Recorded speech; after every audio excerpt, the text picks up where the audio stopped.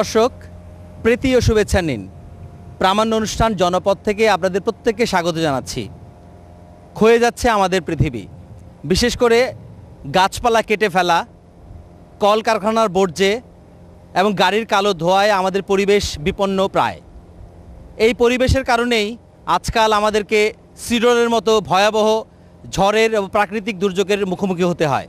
আমাদের আজকের বিষয় পরিবেশ দূষণ হচ্ছে, তার জন্য প্রধানত দায়ী বাংলাদেশের শিল্প ও কারখানা, যেখান থেকে বর্জ্য তৈরি হচ্ছে, বর্জ্য নিঃসরিত হচ্ছে এবং তা আমাদের প্রকৃতিতে, বাতাসে, পানিতে, মাটিতে যে পরিবেশ দূষণ হচ্ছে, এগুলো নিয়ন্ত্রণ করা পরিবেশ অধিদপ্তরের মূলত প্রধান দায়িত্ব। তো আমরা শিল্প কারখানার পরিবেশ দূষণ নিয়ন্ত্রণ করার জন্য যে মেকানিজমটা আমরা ব্যবহার করি, আমরা যারা শিল্প প্রতিষ্ঠান প্রতিষ্ঠা করতে চান তাদেরকে আমরা একটা ছাড়পত্রের আওতায় নিয়ে আসি। যে সমস্ত শিল্প প্রতিষ্ঠানে দূষিত পানি নিঃসরিত হয়, যেমন ডাইং এবং ফিনিশিং ইন্ডাস্ট্রি, সেখানে যাতে ইটিপি স্থাপন করা হয় সেটা আমরা নিশ্চিত করি এবং ইটিপি স্থাপন করার পরেই আমরা তাদেরকে ছাড়পত্র দিয়ে থাকি, যাতে ওই কারখানাটি যখন চালু করা হয় বা চালু থাকে সেখান থেকে যে তরল বর্জ্য নিঃসরিত হয় সেটা যাতে যথাযথভাবে ট্রিটেড হওয়ার পরেই আমাদের নদী নালাতে সেটা ফেলা হয়।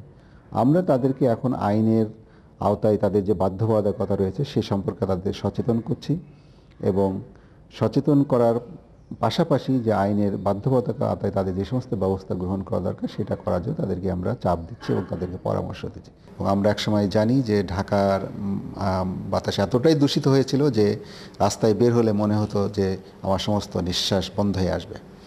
সরকার একটি কঠিন সিদ্ধান্ত নিয়েছিলেন সে সময়, 2 স্ট্রোক বেবি ট্যাক্সি ঢাকা রাস্তা থেকে তুলে দেওয়া হয়েছে এবং এর ফলে বাতাসে যে সমস্ত দূষিত বালুকণা বা দূষিত পার্টিকুলেট ম্যাটার যে বাতাসকে দূষিত করত এবং কার্বন ডাইঅক্সাইডের পরিমাণ বেশি করত, এর ফলে বাতাস যে উষ্ণ হয়ে যেত এবং দূষিত হতো সেটা অনেকাংশে দূরিত হয়েছে। এছাড়া মাটি দূষণের জন্য যে সমস্ত কেমিক্যাল ব্যবহার করা হচ্ছে, যেমন পেস্টিসাইড বা এই সমস্ত, সেটাও আমরা পেস্ট কন্ট্রোল ডিপার্টমেন্টের মাধ্যমে কৃষি সম্প্রসারণ অধিদপ্তরের মাধ্যমে আমরা কর্মসূচি গ্রহণ করছি। 19 শতকে শিল্প বিপ্লবের প্রসারের পর থেকে মানুষ তার পরিবেশের প্রাকৃতিক সম্পদকে ভোগ করতে শুরু করে বিপুলভাবে। আসবাবপত্র, ঘরবাড়ি, জ্বালানি ও কৃষি জমির জন্য উজাড় করে ফেলছে গাছপালা। নগরায়ন ও শিল্পায়ন, খনিজ জ্বালানির ব্যবহার বেড়েছে অতি দ্রুত। ফলে অসংখ্য কারখানার চিমনি চারপাশের হাওয়ায় ছাড়ছে ক্ষতিকর বিভিন্ন গ্যাস আর বর্জ্য পদার্থ। ব্যাহত হচ্ছে প্রাকৃতিক পরিবেশের ভারসাম্য। এর ক্ষতিকর প্রভাব দেখা দিচ্ছে আবহাওয়া ও জলবায়ুর উপর। পরিবেশের দিক দিয়ে উন্নত বিশ্বগুলো এতই সজাগ যে আমি অস্ট্রেলিয়াতে থাকি, অস্ট্রেলিয়ার সরকারের যে কোনো ইন্ডাস্ট্রিয়াল পলিউশন অথবা নর্মাল একটা কনস্ট্রাকশন ইন্ডাস্ট্রি করতে গেলেও ওদের যে পরিবেশের যে সমস্ত নিয়মকানুন তা খুব কড়াকড়িভাবে পালন করা হয়। এবং অস্ট্রেলিয়ার পরিপ্রেক্ষিতে আমি বলবো যে ওখানে যে পোলট্রি ফার্মগুলো আছে, আমি রিসেন্টলি কাজ করেছি ওই পোলট্রি ফার্মগুলোর উপরে, তাদের ওয়াটার কনজারভেশন, যে যদিও ওদের লোকসংখ্যা অনেক কম, ওয়াটারের তাদের ডিমান্ডও কম, কিন্তু তারপরও তারা এই ওয়াটারকে একটা সম্পদ হিসাবে যেভাবে কনজার্ভ করে তাতে, এবং প্রত্যেকটা ইন্ডাস্ট্রিকে একটা রেগুলেশনের মধ্যে ওরা নিয়ে এসছে যে এই তোমার প্রোডাকশান, এই তুমি ম্যাক্সিমাম ওয়াটার ইউজ করতে পারবা, এবং সে ওয়াটারকে ওরা যতটুকু পারে অ্যাবাউট 95% ওরা রিসাইকেল করতে চেষ্টা করে। তো এটা ওয়াটার ছাড়াও এয়ার পলিউশনও একই অবস্থা। ওদের প্রত্যেকটা গাড়ি, ওদের কার্বন ফিল্টার রয়েছে এবং পলিউশন লেভেল, তাদের ফুয়েল কন্ডিশন সব কিছুই চেক করা হয়। এয়ার পলিউশনের দিক থেকে ওরা খুবই স্ট্রিক্ট। প্রত্যেকটা শহরে কন্টিনিউয়াস মনিটরিং সিস্টেম আছে এবং আগেভাগে পাবলিককে ওরা অ্যাওয়ারনেস জানিয়ে দেয় যে আগামীকালকে এয়ার পলিউশনের অবস্থা কী হবে সিটিতে, এবং লোকজন সেই হিসাবে প্রোটেকশান নেয়। এবং মনিটরিং ব্যবস্থা যদি ভালো না হয় তাহলে এনভায়রনমেন্টের উন্নতি, পরিবেশের উন্নতি করা আসলে দুঃসাধ্য ব্যাপার। শুধু প্রাইভেট সেক্টর কাজ করলে হবে না, তার সাথে গভর্নমেন্টের সহযোগিতা দরকার, যেটা বিদেশে খুবই লক্ষণীয়। যে যারা পরিবেশের ওখানে কর্মকর্তা বা রেগুলেটরি বডিতে কাজ করেন তারা সবসময় 24 আওয়ার্স তাদের ফোন অন থাকে, যে কেউ ফোন করলেই তারা আসে এনে এটা অ্যাটেন্ড করে যে কেন পরিবেশের কি হলো। ইভেন একটা ওয়াটার লিকেজ হলো, রাস্তাতে পানি যদি ওয়াটার পাইপ লিক হয়, তারপরে পরিবেশের লোক এসে সেটা তৎক্ষণাৎ একটা ব্যবস্থা গ্রহণ করে। পরিবেশবিদ হিসাবে অস্ট্রেলিয়ার অভিজ্ঞতা হলো যে ওরা সবসময় সচেতন, প্রত্যেকটা মানুষ ওদের পরিবেশের উপরে কথা বলে এবং তাদের সচেতনতা এতই বেশি যে কেউ ইচ্ছা করলে। আমরা একটি প্রতিষ্ঠিত কারখানায় এসেছি যেখানে ওয়াটার ট্রিটমেন্ট প্ল্যান্টের মাধ্যমে পরিবেশ বান্ধব কারখানার বর্জ্য অপসারণ করা হয়। আমরা তেমনি একটি বর্জ্য অপসারণ কেন্দ্রে এসেছি যেখানে ওয়াটার ট্রিটমেন্ট প্ল্যান্ট আছে। কথা বলছি এই কেন্দ্রেরই কয়েকজন কেমিক্যাল ইঞ্জিনিয়ারের সঙ্গে। আমাদের ট্যাঙ্ক থেকে যে কেমিক্যালগুলো আসে সেই কেমিক্যালগুলা একটা ইকুলেশন ট্যাঙ্কের মধ্যে এয়ারেশন দেই। এয়ারেশন দেওয়ার পর আমরা সেটা পাম্পের সাথে উপরে উঠাই ফ্লাক্স মিক্সিং ট্যাঙ্ক আছে। ফ্লাক্স মিক্সিং ট্যাঙ্কে আমরা ইউজ করি হচ্ছে লাইম অ্যান্ড ফেরাস সালফেট, এই দুটো ইউজ করার পর এটা হচ্ছে ফোকুলেশন ট্যাঙ্কে আমাদের ড্যাপ ইউজ করে ডাইলেক্ট্রো পলিয়ামাইড। এটা ইউজ করার পরে আমরা এটা যেটা একটা ট্যাঙ্কের মাধ্যমে টিউব স্যাটেলাইট যেটা বলে, টিউব স্যাটেলাইটের মধ্যে আমরা এটা যে বর্জ্যগুলো আছে সেগুলো ক্লিয়ার করার পর এটা আমরা দেই হচ্ছে পিএইচ যে ইউনিট আছে সেই পিএইচ ইউনিটে এসিড দিয়ে আমরা পিএইচটা কন্ট্রোল করি। পিএইচ কন্ট্রোল করার পর আমরা এটা নিয়ে যাই হচ্ছে আমাদের যে বায়োলজিক্যাল ট্যাঙ্কে আমরা ইউরিয়া ইউজ করি। ইউরিয়ার সাথে এটা আমাদের যে বিওডি সিওডি এগুলো কন্ট্রোল করার পরে আমরা একটা ভ্যাসেল আছে, যে ভ্যাসেলের মাধ্যমে এটা আউট করি। যেই ভ্যাসেল দিয়ে আমাদের যে সাসপেন্ডেড সলিড এগুলা ক্লিয়ার হয়ে যায়। গ্রিনহাউস গ্যাসগুলোর মধ্যে প্রধান হল কার্বন ডাই অক্সাইড, এরপর আসে মিথেন এবং অন্যান্য গ্যাস, নাইট্রিস অক্সাইড, ক্লোরোফ্লোরোকার্বন বা সিএফসি এবং জলীয় বাষ্প ও ওজোন। জলবায়ু বিজ্ঞানীদের মতে শিল্প বিপ্লবের পর বিশেষ করে বিগত 200 বছরে ব্যাপক হারে বন উজাড় ও জ্বালানি হিসেবে খনিজ তেল ব্যবহারের ফলে বায়ুমণ্ডলে কার্বন ডাই অক্সাইড গ্যাসের পরিমাণ বেড়েছে 3 গুণ। আমাদের দেশের পরিবেশ নিয়ে আমাদের একটু বেশি ভাবতে হবে অন্যদের তুলনায়, কেননা আমরা অত্যন্ত ছোট একটা দেশ এবং আমাদের অনেক জনসংখ্যা রয়েছে, প্রায় 14-15 কোটির মতো এই মুহূর্তে। আমাদের যেসব ডেভেলপমেন্ট অর্গানাইজেশন বা উন্নয়ন সংস্থাগুলো রয়েছে সেগুলোতে স্বতন্ত্র পরিবেশ ইউনিট গঠন করতে হবে এবং সেগুলো সবগুলির সাথে একটা পারস্পরিক সম্পর্ক তৈরি করতে হবে। শুধু একা আমি পরিবেশ অধিদপ্তর, আমি পরিবেশ নিয়ে দৌড়িয়ে যাব, অন্য ডিপার্টমেন্ট যাবে না, বা আজকে রাজুক যাবে না, কিংবা সিটি কর্পোরেশন যাবে না, রোডস অ্যান্ড হাইওয়ে যাবে না, তাহলে হবে না। প্রতিটা সংস্থা ডিপার্টমেন্টকেই তাদের স্বতন্ত্র এনভায়রনমেন্ট ইউনিট নিয়ে সেটাকে মিনিস্ট্রি অফ এনভায়রনমেন্ট বা পরিবেশ বিভাগের সাথে সম্পৃক্ত থাকতে হবে এবং প্রতিটা উন্নয়নকে পরস্পরকে শেয়ার করতে হবে। আমার কিছুদিন ইংল্যান্ডে কাজ করার সুযোগ হয়েছিল পরিবেশ নিয়ে এবং পরিবেশ বিভাগে, ওখানে এটাকে এনভায়রনমেন্ট এজেন্সি বলা হয়। ওখানে আমি দেখেছি যে তারা শুধু ওয়াটার কনজারভেশনের জন্যই তাদের অন্তত না হলেও 15 থেকে 20টা অ্যাক্ট আছে শুধু পানি নিয়ন্ত্রণের জন্য। ঠিক একই রকম শব্দ ইন্ডাস্ট্রি সেক্টর ওয়াইজ বিভিন্ন পরিবেশ বা দূষণ নিয়ন্ত্রণের জন্য তাদের বিভিন্ন অ্যাক্ট এবং আইন কার্যকরী আছে। এবং আরও একটা বিষয় হচ্ছে শুধু আইন করলেই হবে না, আইনের কার্যকরটা এবং এনফোর্সমেন্টটাকে আমাদের বেশি গুরুত্ব দিতে হবে। এবং এটা অন্যান্য বিষয়ের বেলায় খুব বেশি জরুরি না হলেও পরিবেশের বেলায় এটা অত্যন্ত জরুরি, কারণ আমরা যখন পরিবেশ ব্যবস্থাপনার কথা বলি বা পরিবেশ নিয়ন্ত্রণের কথা বলি, ওখানে একটা সুষ্ঠু একটা পরিবেশ ব্যবস্থাপনা প্রকল্প বা একটা প্রস্তাবনা দেয়া থাকে। সেই প্রস্তাবনাটা ওই প্রজেক্ট বাস্তবায়িত হওয়ার পরে কতটুকু এটা পালন করা হচ্ছে সেটা দেখাটাই হচ্ছে মনিটরিং। আমাদের পরিবেশ উন্নয়নের জন্য সবার আগে দরকার সমন্বিত পরিকল্পনা, তার সাথে পরিবেশ ব্যবস্থাপনাকে জুড়ে দেওয়া, একটা সুস্থ নগরায়ন এবং সুস্থ বাতাস এবং যাতে আমরা একটা সুস্থ নিঃশ্বাস নিতে পারি। আজকে যদি আমরা চিন্তা করি যে আমাদের ঢাকা শহরের বায়ুর যে অবস্থা, তাহলে আমরা আমাদের ফিউচার জেনারেশন, যে ভবিষ্যৎ আমাদের যে জেনারেশন, তাদেরকে আমরা কি বাতাস দিয়ে যাচ্ছি, তারা কোথায় নিঃশ্বাস নেবে, এভাবে যদি আমরা চিন্তা করি তাহলে আমরা আমাদেরকে অবস্থা বুঝতে পারবো এবং আমাদের সবাইকেই পরিবেশ উন্নয়নের দিকে একাত্ম হতে হবে। কার্বন ডাই অক্সাইডের অধিকাংশই নির্গত হয় শিল্পোন্নত দেশগুলো থেকে। এবং একমাত্র আমেরিকা থেকেই নির্গত হয় পৃথিবীর মোট কার্বন ডাইঅক্সাইডের শতকরা 20%। বাংলাদেশে যেখানে গড়পড়তা একজন মানুষ বায়ুমণ্ডলে গ্রিনহাউস গ্যাস নির্গমন করে 1 টনেরও কম পরিমাণ, সেখানে একজন আমেরিকান নির্গমন করে 20 টনেরও অধিক।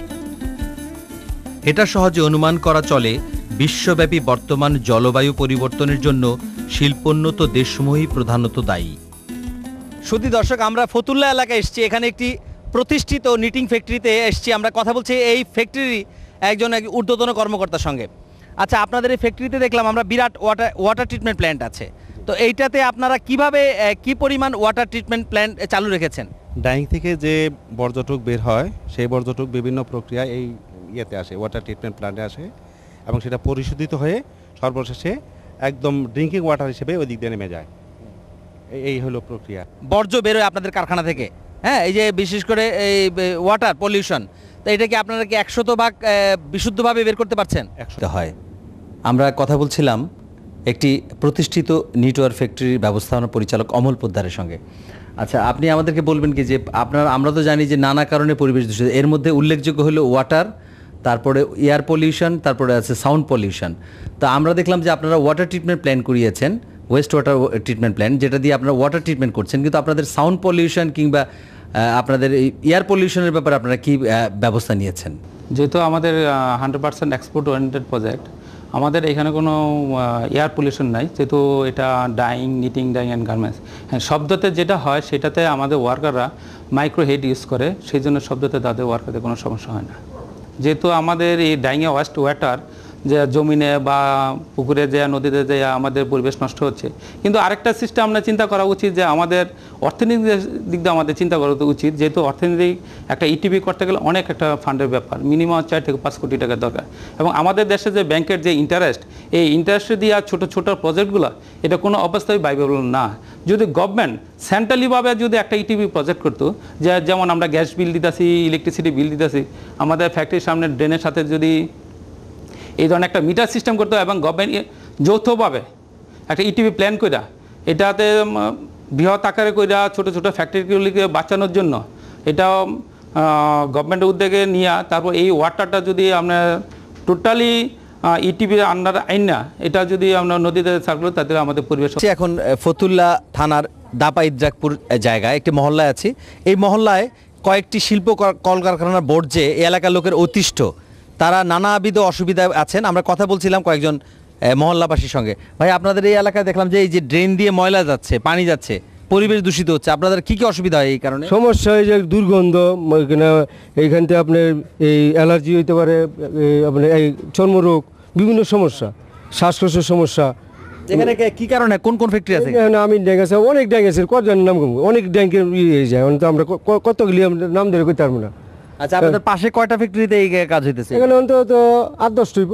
আচ্ছা, এই যে ফ্যাক্টরিতে যে আপনাদের ছেলেপেলের জন্য বিপজ্জনক হয়ে গেছে এই যে পানিটা, এই পানি যে আপনারা কি চান না এই পানিটা পরিষ্কার হোক, বা এই এলাকার লোকেরা এইটার জন্য আপনারা কিছু বলতে পারেন না, সরকারকে জানাতে পারেন? আমরা বলছি, কয়েকবার আটকে দিচ্ছি, আবার ছেড়ে দে, রাইতে ছেড়ে দে, দিনে ওখানে আমরা কয়েকবার আটকেছি, আর আটকে লাভ কি ভাই, অনেক যায় পোলাইন পড়ে যায়, আবার উড়াই, অনেক অবস্থা।